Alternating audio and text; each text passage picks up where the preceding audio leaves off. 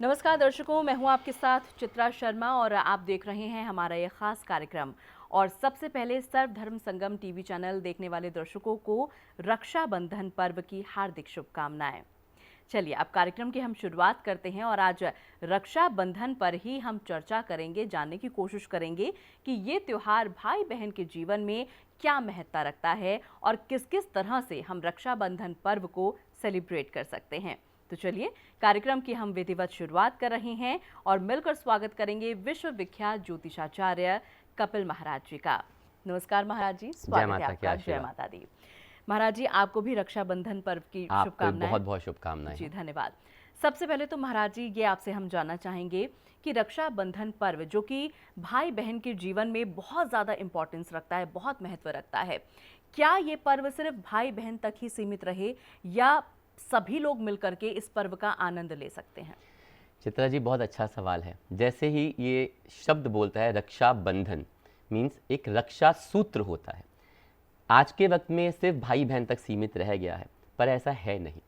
अगर आपको हैरानी होगी जानकर कि एक ब्राह्मण अब एक राजा को, एक ज्योतिष अपने जजमान को, यहाँ तक कि एक पत्नी अपने पति को भी ये धागा बांध सकती है, क्योंकि इसका मतलब होता है रक्षा सूत्र।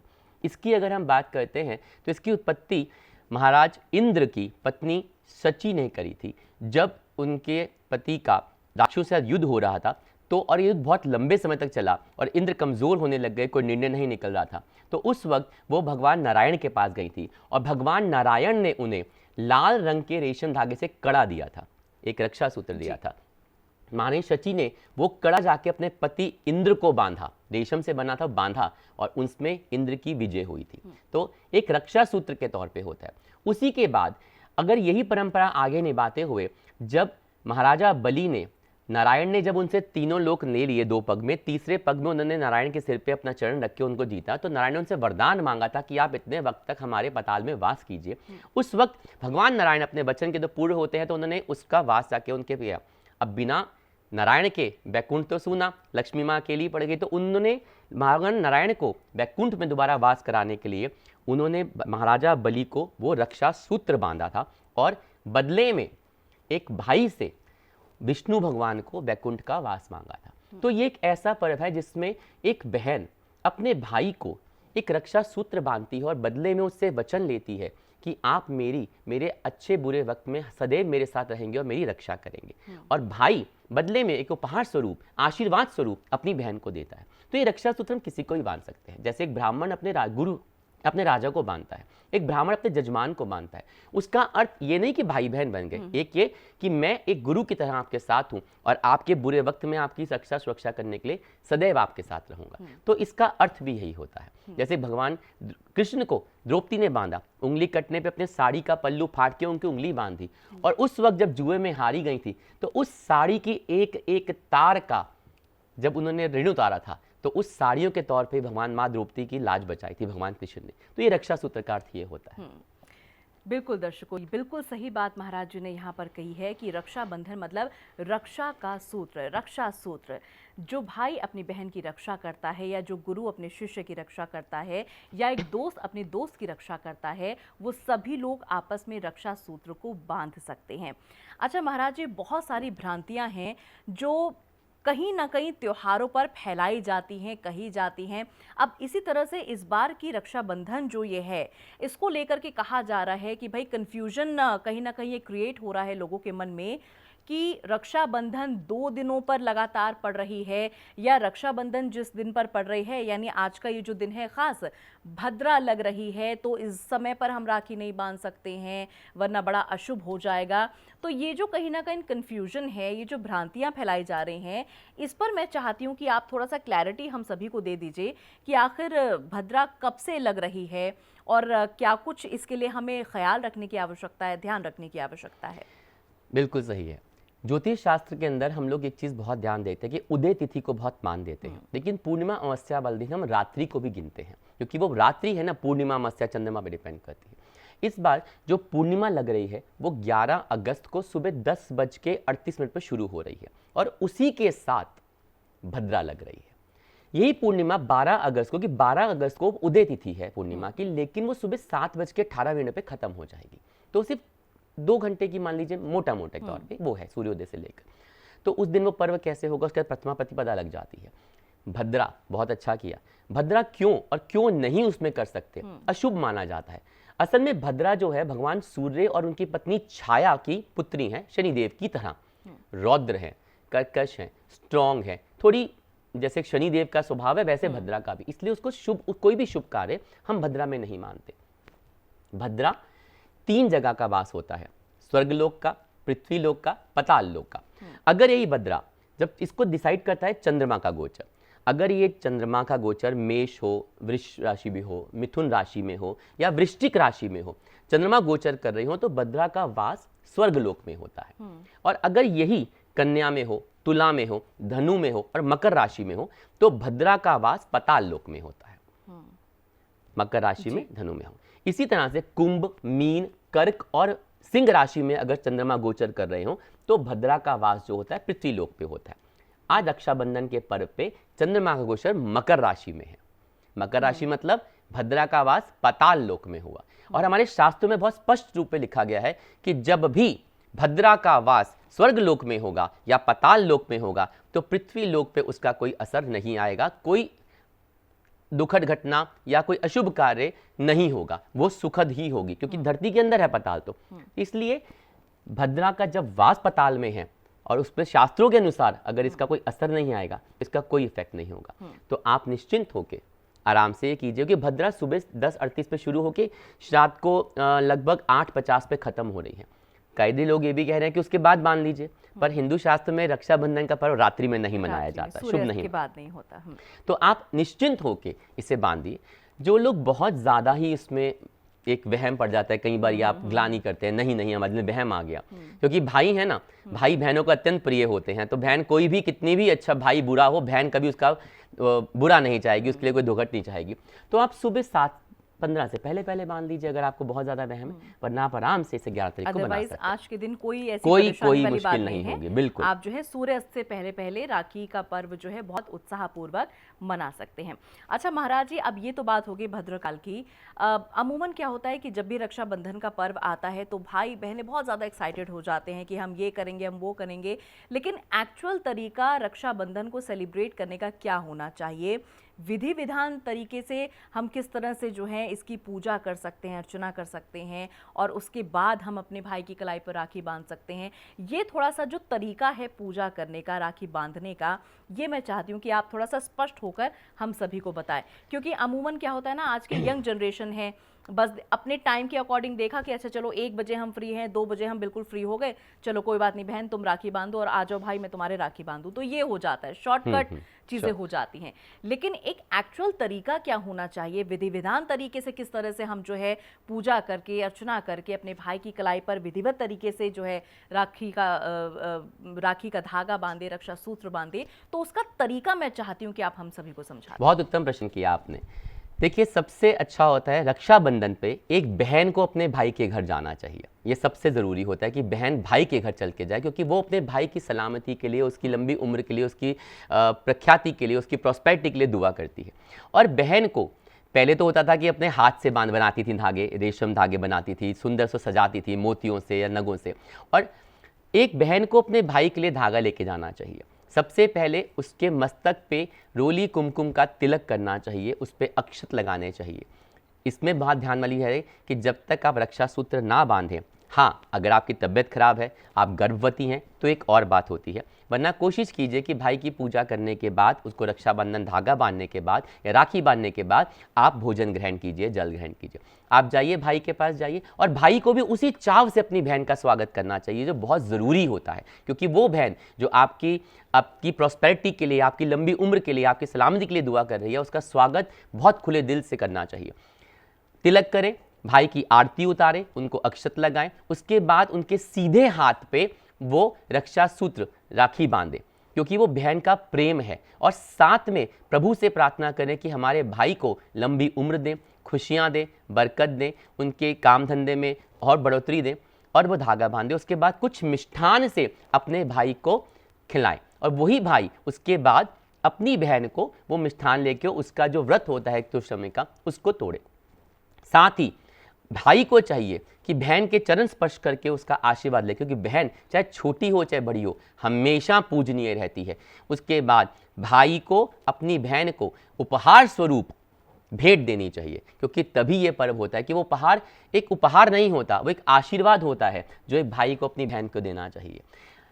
कुछ प्रांतों में जैसे राजस्थान है, हरियाणा है, इसमें भाभी को भी बांधा जाता है, वो भी रक्षा सूत्र होता है कि ननद आती है भाई को बांधती है भाभी को। क्यों क्यों? क्योंकि वही स्त्री होती है जो उस घर की समृद्धि लाती है, सुख शांति लाती है, वरना वो कलह कलेश भी कर सकती है। इसलिए उस घर की सुख के लिए, बरकत के लिए, क्योंकि जब घर में एक पत्नी आती है, एक बहू आती है, वो लक्ष्मी स्वरूपा होती है, तो उस लक्ष्मी स्वरूपा को पूजा जाता है कि आप हमारे भाई की, हमारे इस परिवार की, हमारे मायके की रक्षा कीजिए, सुख समृद्धि कीजिए, हंसी खुशी लाइए, बरकत लाइए, क्योंकि एक स्त्री ही घर को स्वर्ग बना देती है या नरक बना देती है, बरकत ला सकती है, बर्बाद कर सकती है। इसलिए कई जगहों पे, कई प्रांतों में वो भाभी को भी रक्षा सूत्र बांधते हैं। चलिए, बहुत अच्छी बात महाराज जी, ये भी आपने हम सभी को बता दी है। अच्छी तरह से महाराज जी ने हम सभी को समझा दिया है कि भाई रक्षाबंधन का पर्व किस तरह से आप मना सकते हैं, क्या सही तरीका इसका होना चाहिए रक्षाबंधन के पर्व को सेलिब्रेट करने का। अच्छा, जब भी राखी चूज़ करने की बात आती है, मार्केट में बहनें जाती हैं और जो फैंसी राखी होती है, बड़ी अट्रैक्टिव लगती है, वो हम उठा करके ले आते हैं कि भाई ये राखी सबसे सुंदर लग रही है, मैं अपने भाई की कलाई पर यही राखी बांधूंगी। या ज़्यादा से ज़्यादा हम क्या करते हैं कि चांदी की राखी ले आते हैं कि भाई चांदी की राखी जो है, जो मन मस्तिष्क को ठंडक भी प्रदान करती है, वो राखी मैं अपने भाई की कलाई पर बांधूं। लेकिन अगर इस चीज़ को महाराज जी हम जन्म पत्रिका से जोड़ करके देखें, ज्योतिष शास्त्र से अगर हम जोड़ करके देखें, अब जैसे 12 राशि होती है, तो क्या ये संभव है कि जिस राशि का हमारा भाई है उस राशि के अकॉर्डिंग भी उसको हम रक्षा सूत्र बांधें, या उसके अकॉर्डिंग जो है हम चीज़ों को जो है मैनेज करें ताकि वो और ज़्यादा बेनिफिट हमारे भाई को दे सके? बिल्कुल है, ये बहुत ही अच्छा प्रश्न है। देखिए, कायदे से बहन को, जब आज के टाइम तो एक ट्रेंड चल गया है कि हम रेडीमेड मिठाई लेते हैं, चॉकलेट्स खरीदने लग गए हैं, एक फैशन चल गया है इसका, या जो बाजार में सबसे अच्छा लगा वो उठा लिया।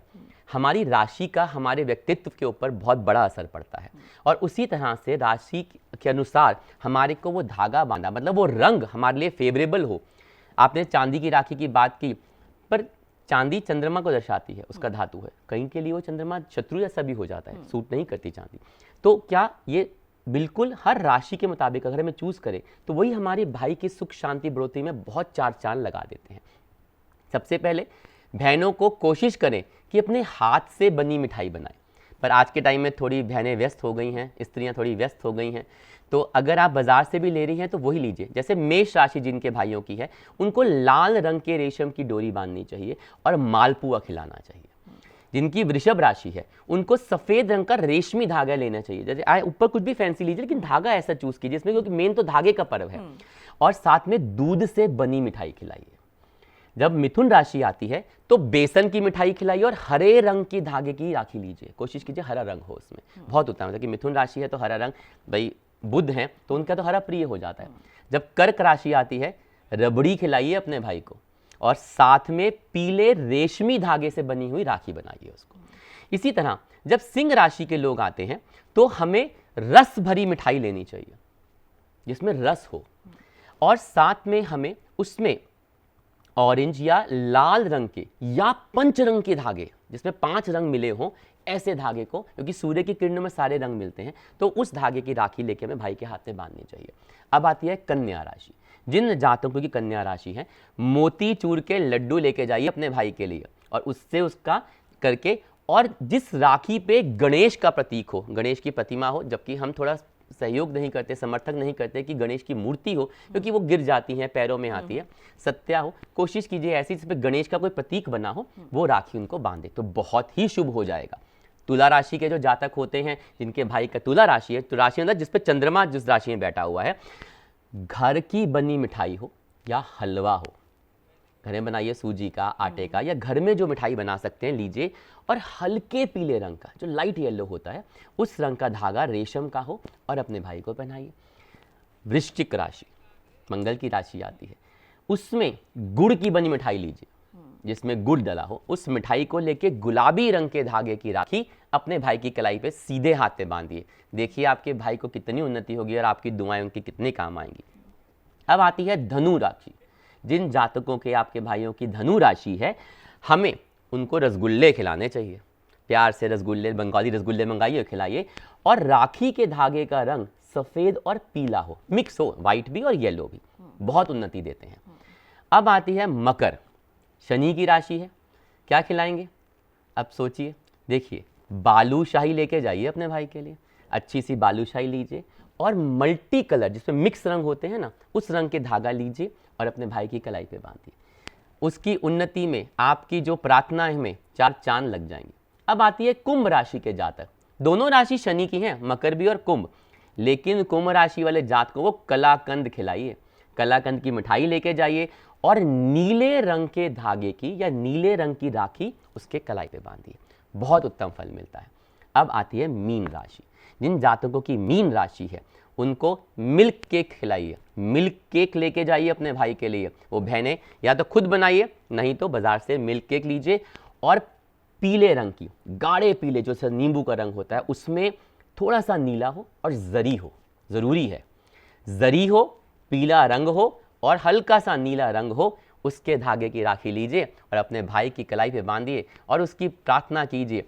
अगर आप ये नियम निभाते हैं, क्योंकि ये रंग हमारे व्यक्तित्व में, हमारी राशियों पे बहुत ज़्यादा कंट्रीब्यूशन करते हैं, क्योंकि ये रंग हैं जो इन राशियों के मुताबिक चलते हैं और हम वही धागा, उसी रंग के धागे की राखी अपने भाई की कलाई पे बांधते हैं, तो उनके चंद्रमा को, उनकी राशियों को, चंद्रमा से राशि बनती है, उनको बहुत मजबूती मिलती है, उनके मस्तिष्क को बहुत ताकत मिलती है, उनकी पर्सनैलिटी को बहुत ताकत मिलती है और आपकी दुआओं के अंदर, आपकी प्रार्थनाओं में 4 चांद लग जाते हैं। जी हाँ, देखिए कितनी सुंदर बात यहाँ पर महाराज जी ने हम सभी को बताई है कि भाई आप जो है सिर्फ किसी मार्केट में जाकर कोई राखी की तरफ आप अट्रैक्ट हो गई हैं, कलर अच्छा लग रहा है, स्टोन्स लग रहे हैं, वो आप उठा करके ले आए हैं और आपने अपने भाई की कलाई पर उसको सजा दिया है। लेकिन अगर आप वाकई में चाहते हैं कि आपका भाई तरक्की करे, लंबी उम्र प्राप्त करे, जिस भी फील्ड में आपका भाई कार्यरत है उस फील्ड में वो जो है बहुत ज़्यादा सक्सेस प्राप्त करे, हमेशा खुशी उसके जीवन का हिस्सा रहे, समृद्धि प्राप्त करे, यश, वैभव, कीर्तिमान वो स्थापित करे, तो आप बिल्कुल ऐसा ही कीजिएगा जैसा अभी अभी महाराज जी ने आपको बताया है। यानी आपका भाई जिस भी राशि से बिलोंग करता है, उस राशि के रंग के अकॉर्डिंग आप अपने भाई की कलाई पर उसी रंग का धागा बांधें और जो जो मिठाइयाँ प्रत्येक राशि पर महाराज जी ने बताई हैं, उसी मिठाई का सेवन आप अपने भाई को करवाइएगा और फिर देखिएगा कि हर बार का रक्षाबंधन का त्यौहार कितना उत्तम हो जाएगा आप सभी के लिए। बाकी और कोई जानकारी यदि आप प्राप्त करना चाहें तो आप संस्थान में कांटेक्ट कर सकते हैं। नंबर्स, डिटेल्स आपके सामने हम पेश कर रहे हैं। मैं साथ में एक चीज़ और ऐड करना चाहूँगा। जैसे इस बार बहुत भ्रांतियाँ हो गई हैं और लोग थोड़ा डरे हुए हैं। हाँ। तो 11 तारीख को अगर आप करते हैं तो एक बहुत शुभ समय आपको दे रहा हूँ उसमें। 11 अगस्त को सुबह 10:37 से लेकर आप 12:32 तक, ये बहुत शुभ समय है, राखी बांध सकते हैं। साथ में एक अभिजीत मुहूर्त है जो 12:06 शुरू होगा और 12:58 तक रहेगा। इस दौरान भी अपने भाई की कलाई पर राखी बांध सकते हैं। आज ही के दिन आप एक अमृत काल का मुहूर्त है जो कि दोपहर को 2:09 से 3:47 तक रहेगा। तो आप, हम सारी प्यारी बहनों को, अपनी देवियों को ये करते हैं कि अगर आपके दिल में थोड़ी सी भी शंका आ रही है तो इन मुहूर्तों का, इन वक्त का ध्यान रखिए और प्रभु भगवान नारायण गणपति का नाम लेके अपने भाई की कलाई पर इन मुहूर्तों में राखी बांधिए और आनंद लीजिए। देखिए, तो अब यहाँ पर शुभ मुहूर्त भी महाराज जी द्वारा आपको बता दिए गए हैं।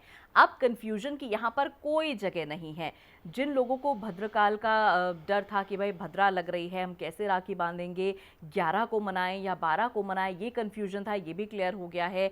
किस प्रकार की राखी आपको अपने भाई को बांधनी है, ये बात भी यहाँ पर क्लियर हो गई है। और आज के दिन क्या क्या शुभ मुहूर्त बन रहे हैं, ये भी महाराज जी ने बाकायदा आपको बता दिया है। तो बस अब आप पूरी तरह से संतुष्ट होकर खुशियों के साथ, हर्षोल्लास के साथ आज का राखी का ये पर्व मनाइए, बहुत उत्साह से मनाइए। अपने भाई के घर जाइए, उसकी कलाई पर राखी बांधिए, उसको मिठाई खिलाइए और उसके उत्तम जीवन की आप कामना करें। तो हम यही उम्मीद कर रहे हैं कि आज रक्षाबंधन का पर्व आप सभी लोग बहुत प्रेम पूर्वक, बहुत उत्साह पूर्वक मनाएंगे। महाराज जी, अब चूंकि वक्त इशारा कर रहा है, कार्यक्रम को विराम देना है, लेकिन आज की सभी भ्रांतियां आपने दूर कर दी और किस किस तरह से आज का ये त्योहार हम सभी को मनाना चाहिए, यह आपने हम सबको बहुत अच्छे से समझाया है। आपका बहुत बहुत धन्यवाद। बहुत बहुत जय धन्यवाद माता दी चित्रा जी। महाराज यही जी। कामना करते हैं कि सब बहनें, सब भाई सदा सुखी रहें और उन्नति करते रहें। इसी के साथ जय माता जय माता दी। जय माता दी दर्शकों।